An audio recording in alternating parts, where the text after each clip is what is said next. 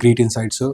From 64, we come to 71. It's just a small interlude between the Great Game and the ending of Nehru's era. Some people still argue that after 71 war, why didn't we capture Dhaka? Or least of all, why didn't we at least capture Chittagong? I mean, our northeast could have been connected to the sea. Do you see any validity in these questions? Well, I don't really understand, how people can make these demands. No, the national TV channels are making these claims. Yeah, I know that too, but And even now, yeah, of course, especially now, yeah. First of all, there was a geographical, sort of redesigning of South Asia that took place in 1947, and our priority in 1971, as Indira Gandhi, the Prime Minister of that time, had made very clear, was that India had to send back the refugees. There were 1 crore refugees who had come into India. 1 crore is something. That too in 71. That too in 71, when the population of the country was also not really like 1.4 billion as we have it today. Around 47 crores. Yeah. So you see, the aim of the war was not to capture territory. The aim of the war was, every war has to be justified. We were dealing with a very hostile US administration in 1971. But then the aim of the war had to be sold. There was a campaign before the war.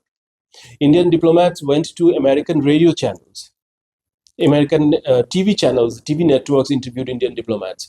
There are rock concerts happening in the US where support came for India, whereas the US administration was opposing India's case. So India argued its case. India argued the case that India will go to war if necessary, because there is this huge pressure on Indian economy that is being exerted by the presence of 1 crore refugees who have been rendered homeless because of a very devastating genocide being conducted by the Pakistan military. So India's war was actually, in a way, justified because of the ambition that the war came with. The ambition or the goal of the war was to send the refugees back to Pakistan, that is East Pakistan. It was not to capture territory. Because if you had gone to the Western audiences, if you had gone to any audience in the world telling that India would go to war and capture territory, then India would have been branded as an aggressor. So how you present, how you package a war is also part of that strategy.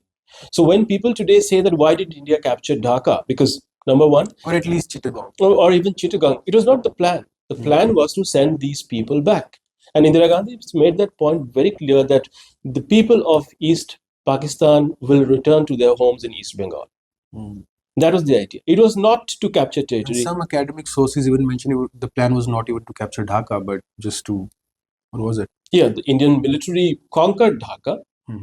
Of course, conquest of Dhaka did happen, and the surrender in Dhaka took place, immortalized in that famous photograph. But the idea was never to occupy Dhaka.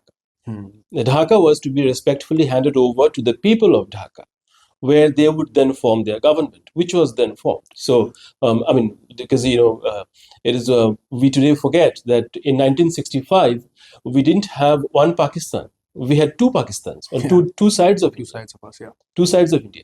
And when the 65 war was being fought in the run of Kutch and those areas, including, the famous story that we see in Bollywood sometimes, we forget that there were also smaller skirmishes and clashes happening in Tripura borders, in West Bengal borders, in Assam borders with East Pakistan. So the moment you change the names, you get the feel of what it must have been to have two Pakistans instead of one.